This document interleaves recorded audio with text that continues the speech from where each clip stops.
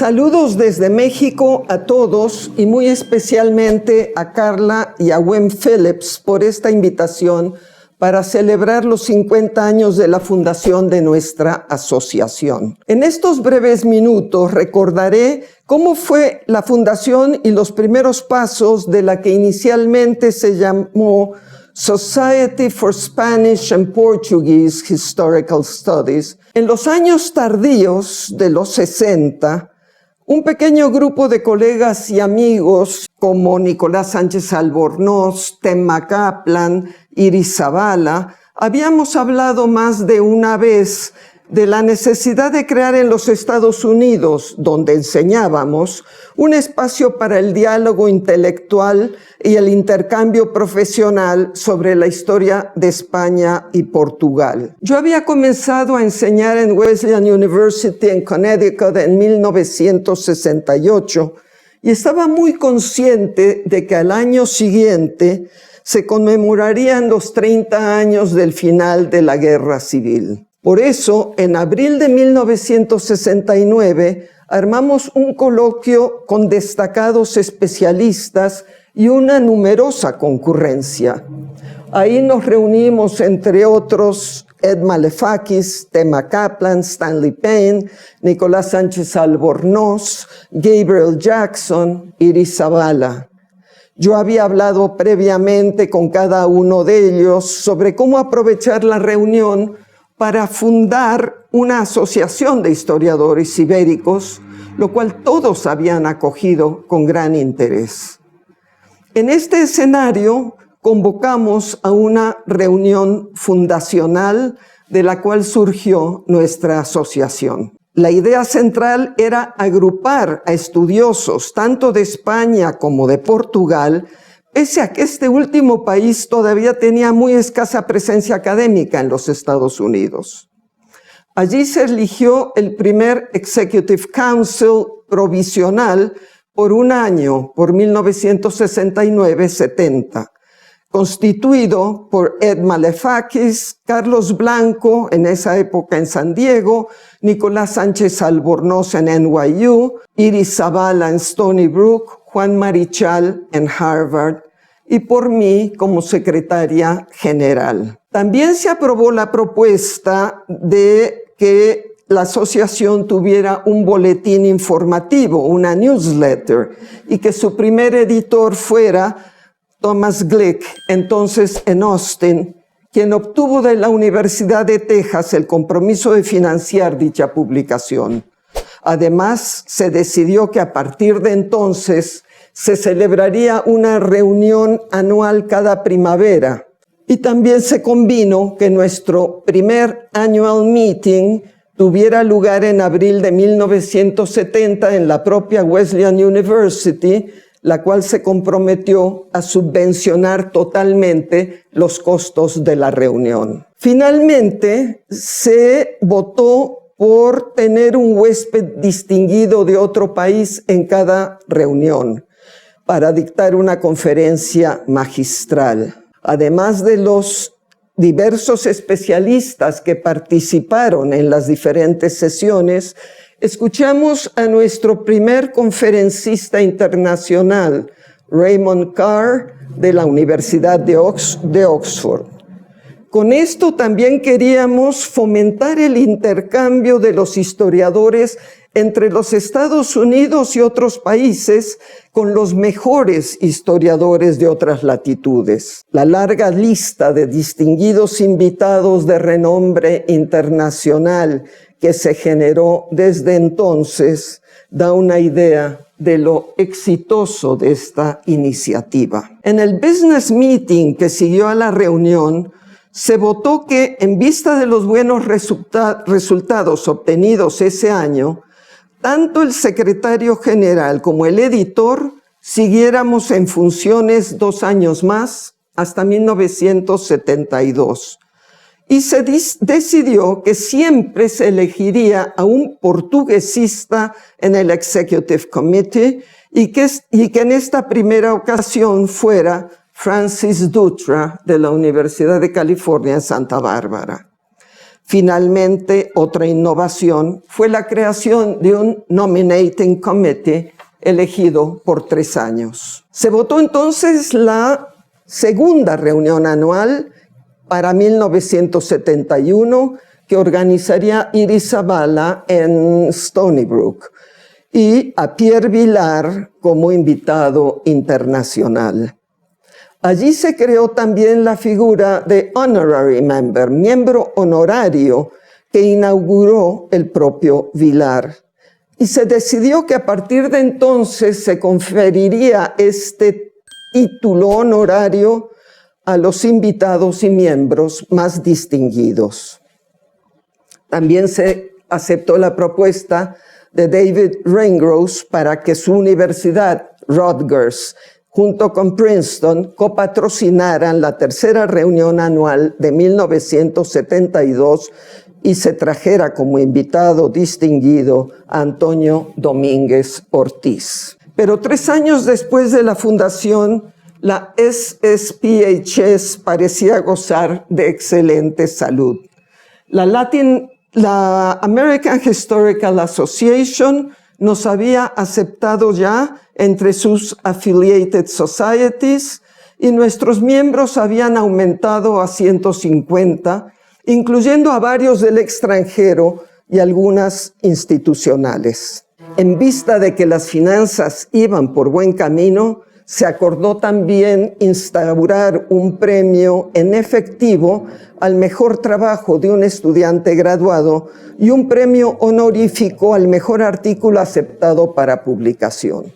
Hoy, al mirar atrás, pienso que haber concebido y ejecutado la idea de fundar la Society for Spanish and Portuguese Historical Studies se debió a la voluntad inicial y al sentido colegial de un puñado de jóvenes colegas, jóvenes entonces, que al avanzar la década de 1960 creíamos que la historia ibérica merecía tener una amplia proyección en los Estados Unidos y también internacionalmente. Al cabo de 50 años, lo que en 1969 parecía una conversación utópica entre amigos, desde entonces se ha mantenido sin interrupción como una realidad, gracias a la labor desinteresada de muchos otros colegas.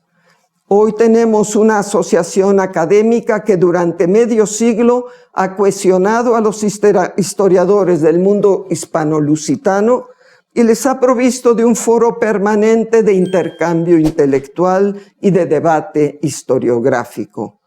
Y esto en sí creo que es toda una hazaña. Felicidades y mis mejores deseos de éxito a la asociación en su próximo medio siglo de vida. Muchas gracias. I first met Carlita when I returned to Brandeis University from a 3-week trip to Latin America, which was sponsored by the National Student Association. And I had met with labor leaders and student leaders through this trip, and Clara was interested in, and was much more interesting than many of the authorities I had spoken to, since she knew so much about Latin American politics. She took a liking to me, and she edited my efforts at Spanish poetry, and we became close friends. But when she graduated a year ahead of me, we lost contact with each other. Before the days of email, it was just so hard to stay in touch without phone calls, and letter writing was beyond the pale. But I occasionally saw her in Los Angeles or in New York, and she then, in 1969, just as I was finishing my doctoral dissertation at Harvard, wrote to me and asked if I would participate in a conference that she was organizing at Wesleyan, and I jumped at the chance. I had written about Spanish history, about somebody who had was the head of the Freemasons in Spain. But I had never found my niche, and I hadn't really been able to settle into something very good. And my professors weren't that helpful. So I jumped at the chance, and I participated in the first organizing conference of this society, and I was generally pretty interested in, again, in Spanish history. I went back, I got a job very quickly, unpredictably, at UCLA, and moved to Los Angeles, but that enabled me to go up north to Stanford University, to the Institute for War, Revolution, and Peace, which had collected lots of material on the Spanish Revolution. And I came across 4 or 5 copies of an article called Mujeres Libres, which I had never heard about or seen. I was able to get a few more copies at the Institute for Social History in Amsterdam, and I wrote my first published article on Mujeres Libres and the Spanish Revolution. I got a lot of flack for this. Some people were very bored by it, outraged by it, stupefied by it. This is a big. I had just joined my first women's organizations. I was a feminist, and I was really interested in these women who had participated in the Spanish anarchist movement. And lo and behold, I was able to publish this article, and Clara asked me as I was writing it to participate in the first conference of this organization, which I did, and that caused more trouble because a lot of the people who were initially here didn't really want to know about women, and not that many wanted to know about anarchism, but some did, but the women's part was a little annoying to people. But some of the scholars were supportive, and Clara was always supportive. Some of the people and some of the things I learned in about Spanish history from this association have become indelible in my life and my work. But there were also troubles in the institution, and I stopped coming for a while and then rejoined and have enjoyed all of the conferences I've attended and plan to continue attending them for the foreseeable future. So thank you.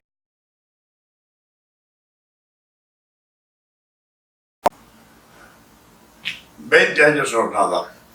Canta un tango famoso. 50 años los que cumple este año la ASPHS encorvan las espaldas de las instituciones y de sus fundadores. Hace medio siglo, un puñado de profesores de historia y antropología de España y de Portugal en los Estados Unidos lamentó que sus estudios y sus enseñanzas no gozaran del reconocimiento académico aquí del que contaban otros relatos europeos. En su atrevimiento se confabularon unos cuantos. Nació así la ASPHS, primando la relación intelectual y profesional con signos interdisciplinarios. 25 años después, en la reunión de Chicago, la misma organización pudo ufanarse ya del auge alcanzado en afiliación y en altura y diversidad de sus sesiones anuales.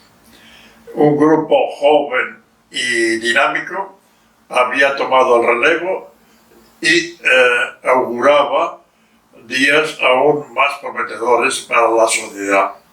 En Chicago me comprometí a acudir a la reunión que duplicara en edad la entonces cumplida. Aquí estoy.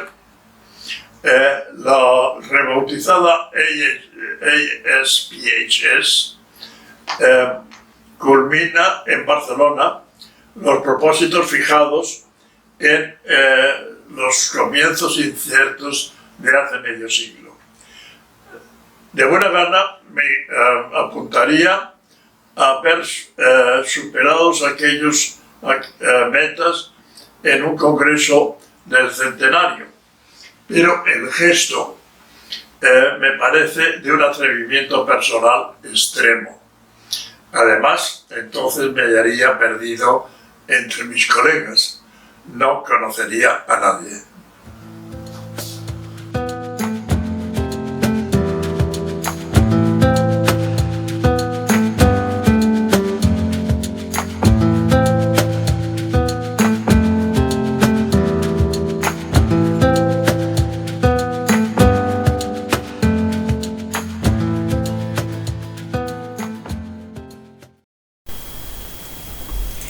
I'm happy to say that I have been part of this association almost from the beginning, because my advisor, Nicolás Sánchez Albornoz, was one of its founders.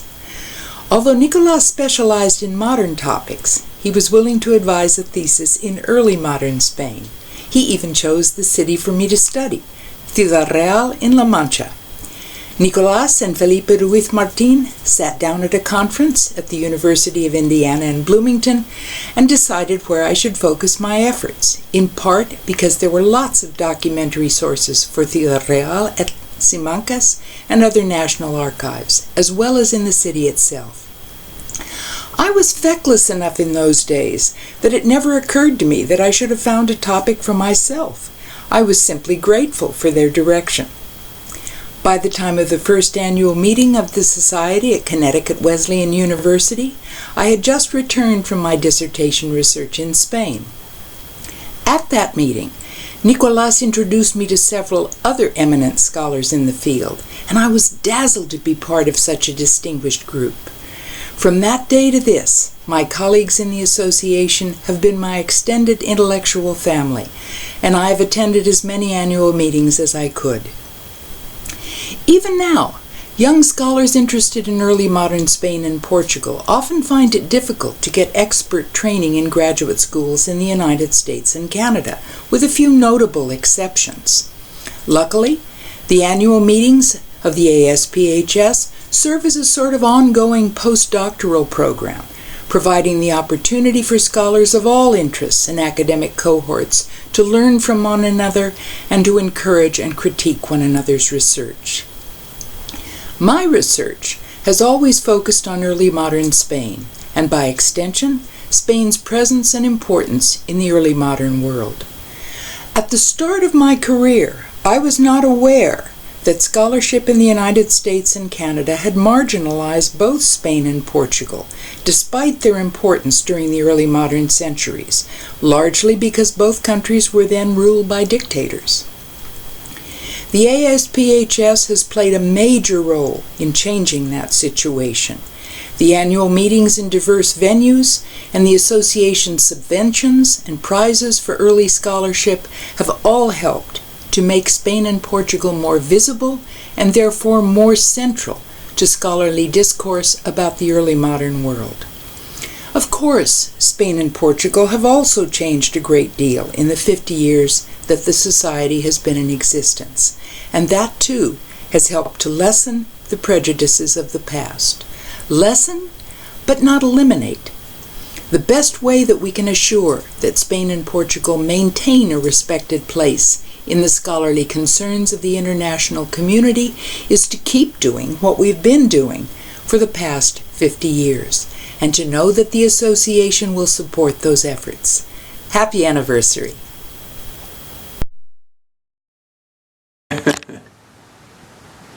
Hello, my name is Jim Cortada. I'm so excited to be able to talk to you today on the 50th anniversary of our organization's founding. I joined the ASPCH back in 1970 as a young graduate student. And I have to tell you that over the past 50 years, my way to stay plugged into what everybody was doing in Spanish and Portuguese history was through the newsletter, through the annual meetings. It's been fantastic, absolutely critical to my welfare as a Spanish historian. I remember, for example, back in 1980, when we had the annual convention in New York, I was one of the local organizers, and I was amazed at how many people were able to show up, whether they were Spanish diplomats, businessmen, professors of history, of sociology, political science. It was fantastic. Great, great memories of those years. The conferences over the years have kept me informed about all your work. I so appreciate this organization.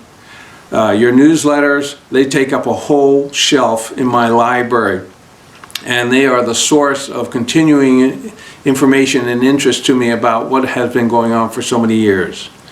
I want to congratulate you. I wish I was there in Barcelona. It's one of my favorite cities. I know you're going to have a great conference. I know you're going to have a great time in Barcelona. And as I say, I think the next 50 years are going to be fantastic. Saludos.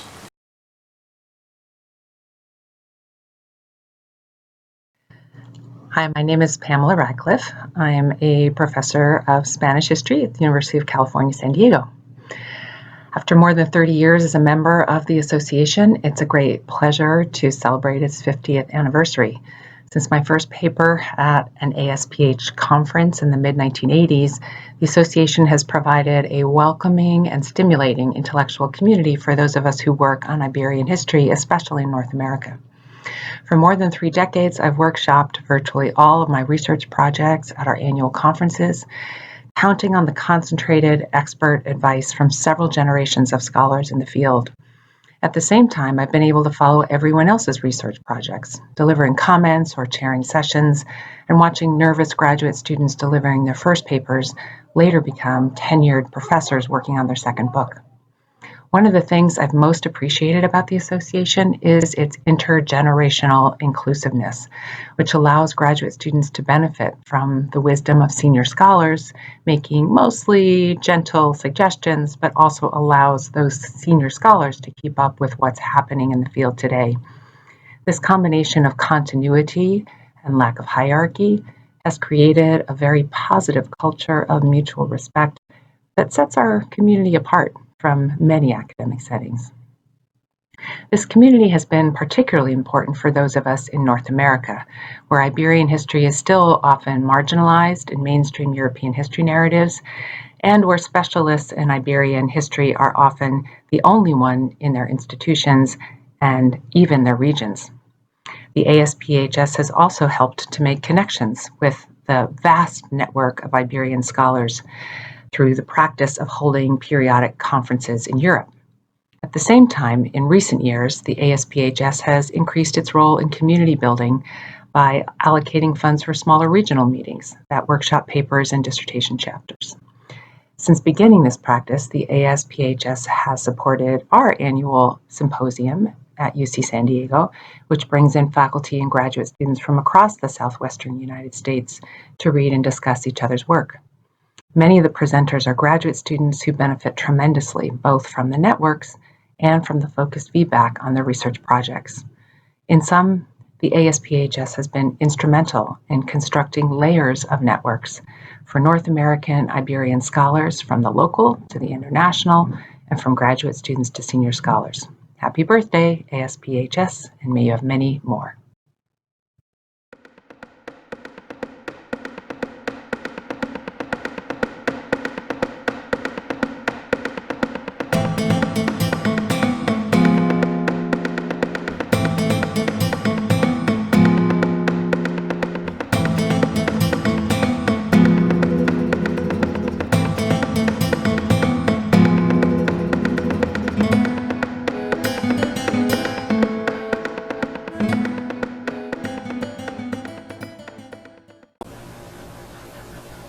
I'm James Powers, Professor Emeritus of History at the College of the Holy Cross in Worcester, Massachusetts. To celebrate the 50th anniversary of the ASPHS, I've been asked to offer a few personal comments regarding my own experience with the association, whose development through these decades has paralleled my own career. When I first sought my doctoral program in 1958, only the University of Virginia in the entire country offered training in medieval Iberian history at the graduate level. An incredible expansion in Spanish and Portuguese research during the last third of the 20th century dramatically altered the situation. My first encounter with the ASPHS occurred in 1973, when I was asked by Jocelyn Hilgarth to join his panel at the Washington, D.C. meeting, since my former mentor Charles Julian Bishko would be giving a paper in that session. Impressed by the body of scholars assembled at that meeting, I readily joined up. Among many others, I offered a paper at the first Madrid session in 1985. Shortly thereafter, at the urging of Joan Connolly Ullman, I let my name be entered as a nominee for General Secretary and served as the Secretary during 1990 and 1991, presiding over the meetings at New Orleans and at Millersville, Pennsylvania. In 1992, I was awarded the Association's Best First Book Prize for my work, A Society Organized for War, and I was truly gratified by the Association's community of scholars who made that kind of judgment. I presented my own most recent paper at the San Diego meeting in 2015, a piece subsequently published by the art history journal Gesta. One can only admire the tremendous influence that the ASPHS has exercised in making visible the remarkable expansion of our knowledge of Spanish and Portuguese history over the past half-century, along with the growing presence of Luso-Hispanic courses in North American colleges and universities. My own personal development has been significantly supported by this community of scholars. I therefore celebrate with you the Association's 50 years of success and anticipate its future attainments. Saludos.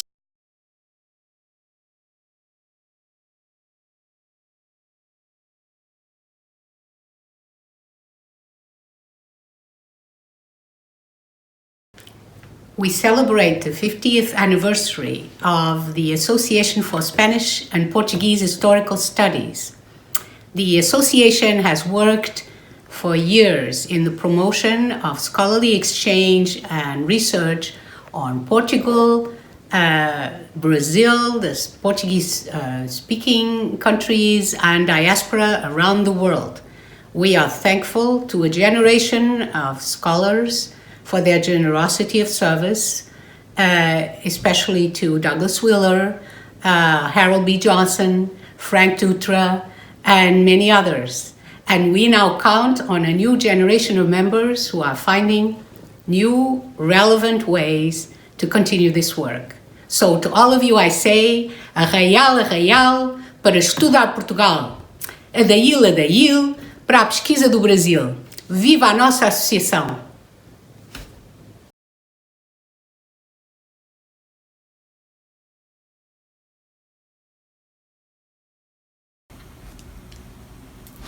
The Association East Society has been my intellectual home since about 1982. Curiously, I discovered it when I was a college dropout and working as the bindery clerk at the University of Texas at Austin Libraries, and the bulletin was sent to me to be bound.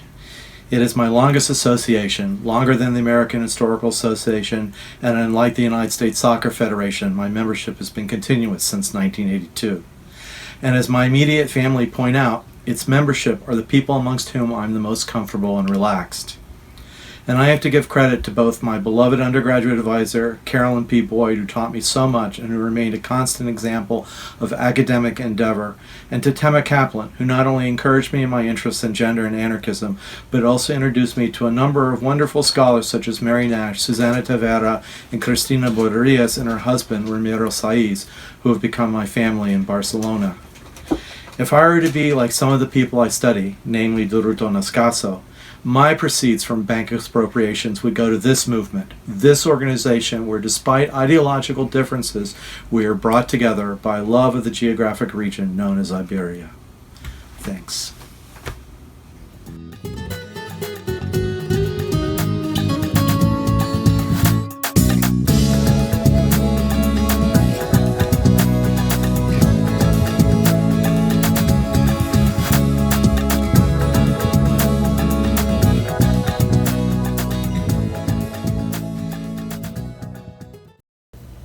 Hi, I'm Valentina Tikoff from the History Department at DePaul University. I want to wish a very happy 50th anniversary to the Association for Spanish and Portuguese Historical Studies, or ASPHS.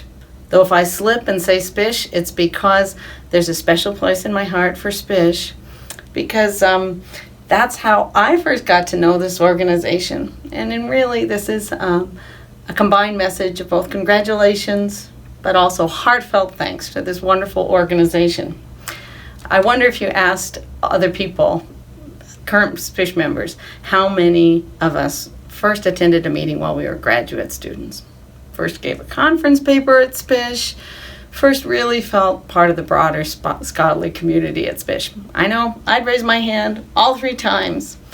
SPISH has been just so influential and helpful to me as a scholar. I think the first SPISH meeting that I attended was in the 90s in Chicago. We were cheering on Liz Layfelt, and I think that's the very first time I ever met Luis Cortellera. But I think the first time that I gave a paper at SPISH was in the mid-90s in Minneapolis. And I remember talking, and as I was talking, I was wondering who that man was sitting next to my advisor, Helen Nader, and if that was David Ringrose, and if it was, I was going to be very nervous because I was talking about him in my paper, and I thought, what if I've totally mischaracterized him? And I just plowed through the paper. And in the end, I saw whoever that man was just turn to my advisor, Helen, and smile, and I felt a great deal of relief. In the end, it turns out it was Stanley Payne, though I did have wonderful conversations with David Ringrose at other meetings. I recount this story not to conjure up some graduate school insecurity, but rather as just one small episode that shows just how gracious and wonderful the founders and sustainers of ASPHS have been over the years to me and countless students like me. They have given us so much encouragement, very graciously allowing us to be on the program, asking wonderful questions, sitting through our presentations, and asking the very gently wrapped, incisive comment that was so, that showed us where we might need to do a little bit more work and thinking, but in a very encouraging and wonderfully supportive way. I'm so grateful for that. Now I think back at all the times I saw Carolyn Boyd and Carla and Wim Phillips, not only at Carla and Wim's gracious home in the Twin Cities, but also at those countless business meetings. Thank you for all the people who created this organization and have sustained it over the years. Thank you. And thank you for giving the rest of us a model for how we should and try at our best to emulate all you've done for the next generation of scholars. Thank you, SPISH. Congratulations. Enhorabuena. Felicitaciones. Y se lo agradezco todo muchísimo. Saludos a todos los congresistas reunidos en mi querida Barcelona para la celebración con una atmósfera de fiesta del 50º aniversario de nuestra asociación, antes nuestra sociedad, la SPISH. Me llamo Jack Owens. Soy profesor emérito de Historia e investigador distinguido de la Universidad del Estado de Idaho, Idaho State University, en las montañas del lejano oeste de los Estados Unidos. Me inscribí en la sociedad para el tercer congreso de 1972 a la Universidad de Rutgers, organizado por David Ringrose. Hay que notar la imposibilidad de superar la fiesta de Doña Fela del Congreso del Quincentenario en Puerto Rico en el año 92. Felisa Rincón de Gautier, conocida entre todos como Doña Fela, era nuestra invitada de honor para un almuerzo. La recepción de ella era calurosa después de escuchar lo que ella había hecho ya durante una carrera política y cívica muy rica y larga. Entre otros puestos, Doña Fela era la primera mujer elegida como alcaldesa de una ciudad capital, de San Juan, en 46, en todas las Américas, un puesto en que servía 22 años hasta no presentarse en las elecciones de 68. De repente, ella llamó de una señal de su mano al hombre que presidía el acto. Observé que ella le dijo algo que le vino como un gran choque, hasta el punto de que él tuvo que pedirle una confirmación. Acto seguido, él anunció a todos que doña Fela nos había invitado a una cena fiesta esa noche, el 25 de abril a las 19 horas a la avenida ASPHS, número 1474. Me pregunté inmediatamente cómo sería posible que una mujer de 95 años de edad en una silla de ruedas pueda organizar una cena y fiesta para un grupo tan numeroso como el nuestro en sola una tarde.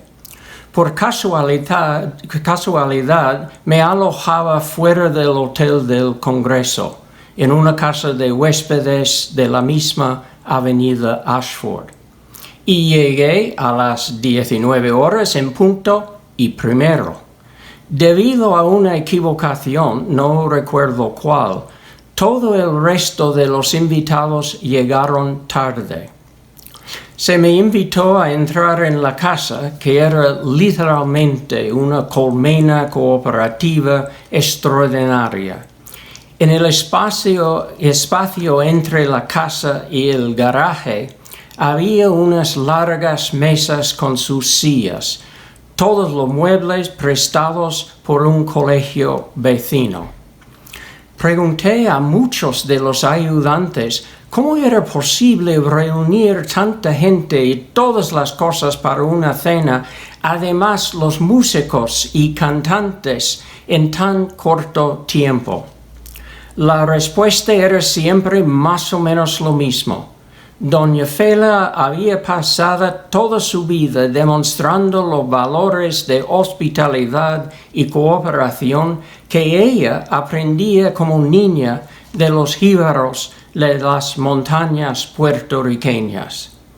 Para organizar cualquier cosa, ella solo tenía que pedir la ayuda de la gente que le quería tanto.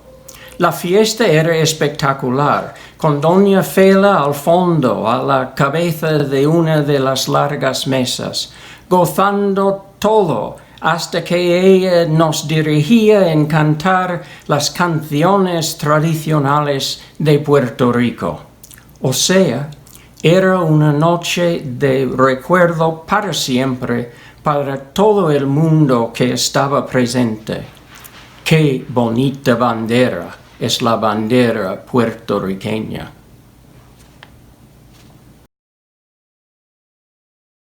In the last 10 years, the exchange between the Portuguese, the American and Canadian historiographies increased significantly.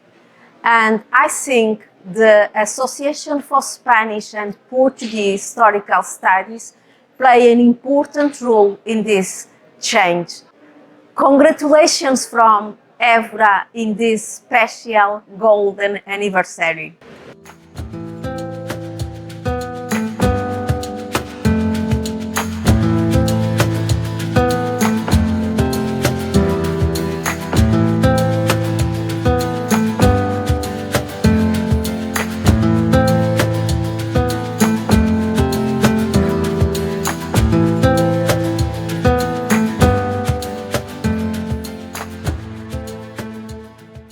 My name is Dick Herr. I've been a member of ASPHS since its earliest days. As we're getting ready for the Congress in Barcelona that Carla Phillips is organizing, I'd like to recall the one we had in Madrid in 2003 that Carolyn Boyd organized. It was an impressive event. We had meetings for 4 days in the Universidad Complutense with these 125 papers on the program. The plenary session was held at the Casa de America next to Cibeles in the middle of Madrid. Caroline had organized or obtained the cooperation of Prince Philip of Asturias, who came to give a talk there and to describe how the various universities in the United States were helping to spread the knowledge of the history of Spain and of its culture. The Society had decided to give certificates of appreciation to 8 of its more distinguished members. 3 of us were not there. That was Ed Malefakis, Juan Lintz, and Stanley Payne. But the other 5 were there, and the Prince gave us certificates with photographs that were to appear in all the newspapers in Madrid. One of them, which is here, shows him stands towering over Joan Allman. The other one that I can show you came out in El País from a separate interview that they had with us in a different room. It's a good photograph and shows on it Doug Wheeler, Nicolas Sanchez Albornoz, Joan, me, and Gabe Jackson. That's right. Go ahead. I think that SPHS must have been good for our health because I think all 5 of us are still alive. I hope that the conference in Barcelona that Carla has organized is as successful as the one that Caroline did in Madrid.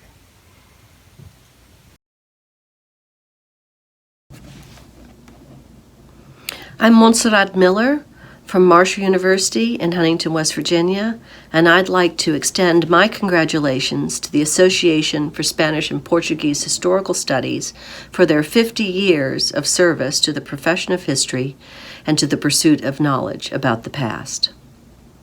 I have gained so much from my membership in this association, attending meetings, participating in conversations, and extending those conversations into the hallways, the cafes, and the restaurants of the cities in which we have met have been invaluable experiences. Meeting scholars whose works I have read and whose research has so deeply informed my own has been extremely important to me intellectually. Moreover, the Association for Spanish and Portuguese Historical Studies has provided me with a wealth of entertainment over the years, and it has fostered bonds of friendship that I treasure deeply. So bravo, ASPHS, for your first 50 years. Thank you so much, enhorabuena. Hi, I'm Wim Phillips. Congratulations to the ASPHS. Congratulations on 50 years of growth in all the measures by which scholarly organizations can be judged. There are many reasons for that success, as many as the numbers of members of the association over the years. I'd like to point out 2 reasons that I consider to be crucial. One is a decision by the founders at the very beginning to make the society multidisciplinary. That was clearly reflected in how they named the society, for historical studies, not just for history in a restrictive sense. So from the beginning, along with the historians, there have been literary scholars, social scientists, art historians, musicologists, and others. That made a difference in the texture of the presentations at the meetings and in the scholarship that the members produced. The other important reason is the welcome that newcomers, established scholars, and especially beginning scholars, have always received from the association's leaders and members. I gave my first scholarly presentation at the first regular meeting in 1970 and found an encouraging introduction to the wider academic world. In part, the ethos developed because in those days, Spanish and Portuguese historical studies were very limited in North America. With authoritarian regimes in both countries, American professors and graduate students were often skeptical and dismissive of those who worked on either country. Spanish and Portuguese historical studies emerged as a subfield, small and somewhat beleaguered. Consequently, newcomers were welcome, and that tradition has continued through the transitions that both Spain and Portugal experienced. I've now watched several generations of new, mainly young scholars come to the meetings and find a welcoming atmosphere, even as the association and its annual meetings grew. And grow they did, from 17 papers produced in 1970 to over 200 in the program in 2019. So thanks to the founders for their vision, and thanks to those who came after them and who brought the association to what it is today.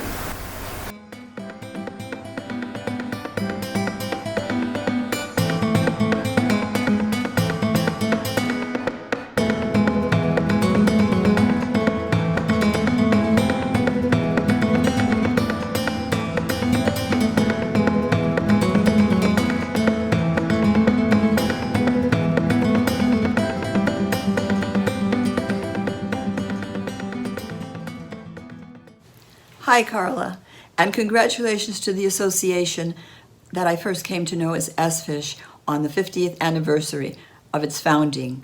I'd like to thank all the historians in the group for first allowing a literary person such as myself to come and join them in their many congresos and sessions, and I will be in Barcelona to toast you all. Ciao. Hi there. I'm sorry I can't be with you for this 50th anniversary meeting of the association. The first time I attended a meeting of the association, or the society as it was known then, was in 1983.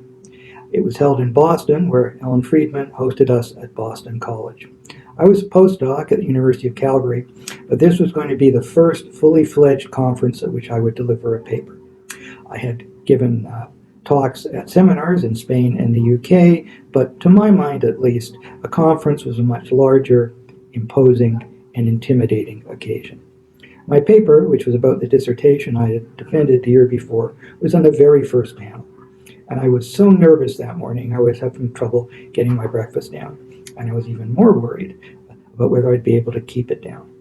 My anxiety must have been palpable, because when I got on the bus that was going to shuttle us between the hotel and the university, Joan Ullman sat down next to me and spent a few minutes of the journey reassuring me that I had no need to worry, that my paper was a fine one, and that anyway, the society was a welcoming and supportive place, especially for juniors and newcomers such as myself.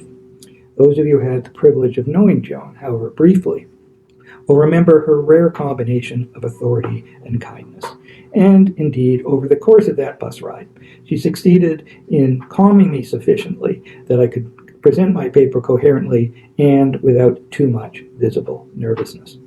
This is my first memory of the association, and over the years it has come to embody what I see as the spirit of this very special organization.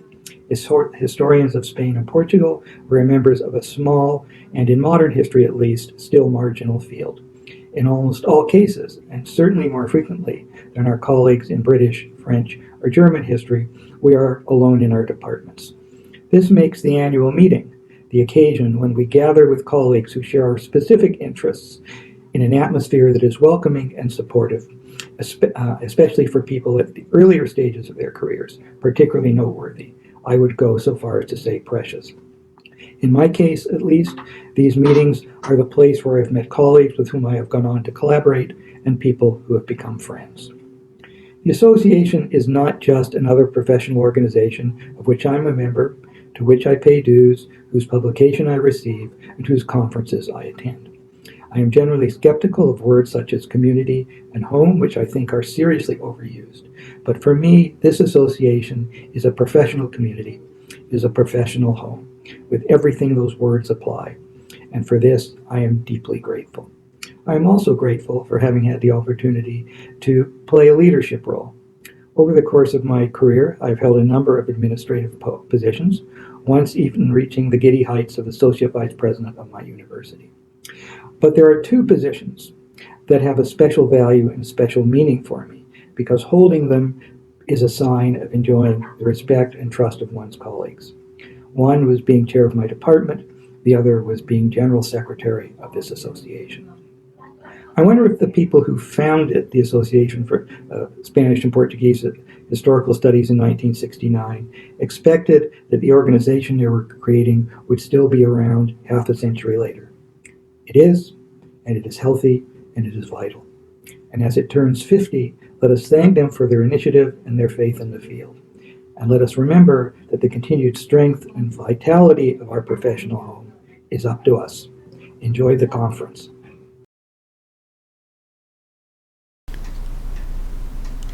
I'm Susan Tax Freeman. As a graduate student in anthropology, I did my first fieldwork in 1959 as part of a growing project in the Maya highlands of Chiapas, Mexico. I had been to Spain once in 1958 briefly. I had never studied Spain or her history, but realized that highland Chiapas then hosted more cultural anthropologists per square mile than all of Spain ever had, ever. In 1962, on a student leave of absence, I went back to Spain, first on an archaeological project in Old Castile, then to a brief editorial job with two of Barcelona's leading archaeologists at the Archaeological Museum there. I scanned or read through the museum's excellent library of regional ethnological sources and local history, mostly in provincial journals, and I plan to return to Old Castile for cultural fieldwork in the countryside. My principal non-Spanish predecessors were to be Julian Pitt Rivers and Michael Kenny in community studies and George Foster in ethnological survey.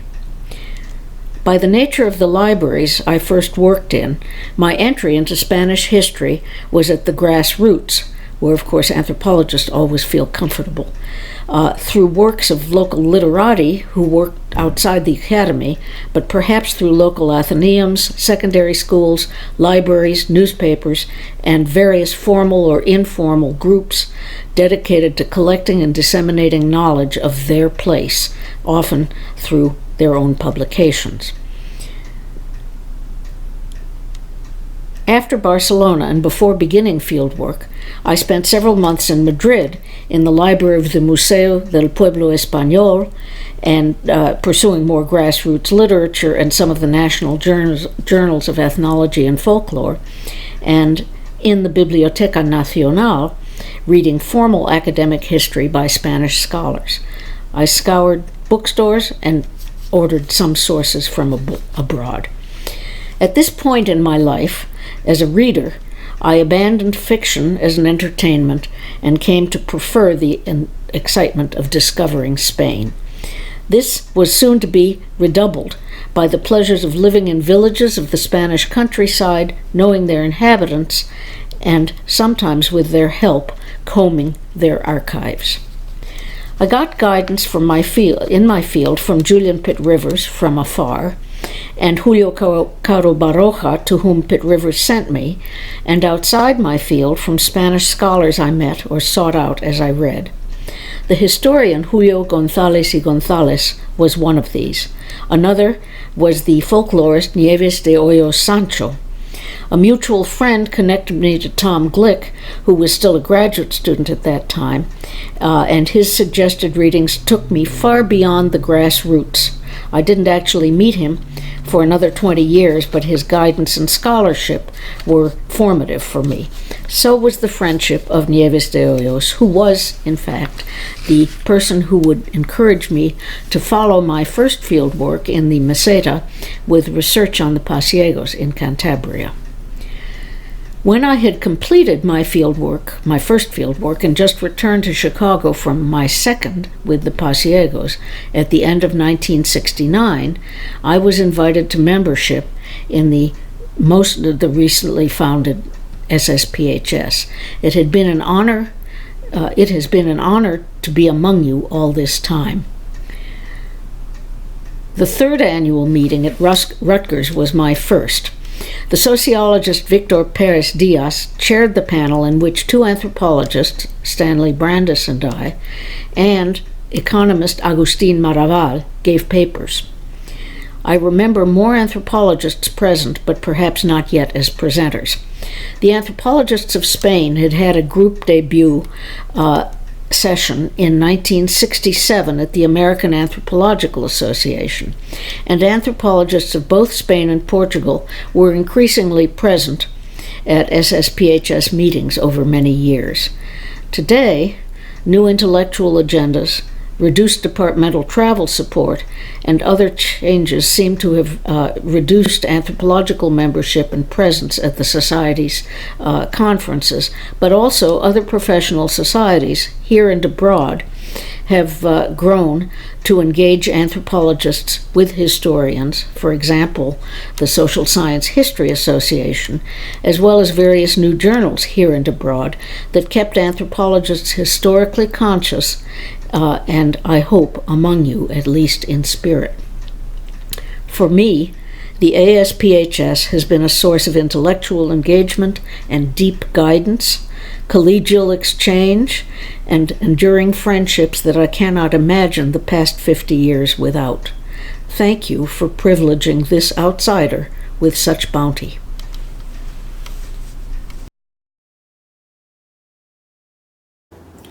My dear friends, congratulations on the 50th anniversary of the Association for Spanish and Portuguese Historical Studies. Known to me many years ago as SPEECH, which was of course an acronym for something that Spanish speakers have great difficulty saying. SPEECH. As somebody said in Princeton, your lectures are very interesting, but what country is Spain? I am sorry not to be in Barcelona joining you in celebration. I am instead in Paris with 40 students walking the city and going totally crazy and dreaming being with you having tapas and drinks in Barcelona. Seriously now, I want to point out how important this association has been for me as a scholar, for me as a person. I began going to these meetings long ago in the 70s when the association came into being. I met there people like Carla Phillips and Wynne and Richard Kagan and Paul Friedman and Helen Nader, many others who really helped me develop into a scholar and into a better person. I am most grateful to the association, to those who found it, to those who essentially fostered it through many years, to young people now who are moving it forward. I am very grateful. Have a ball there, celebrate, congratulations, abrazos to all. Thank you.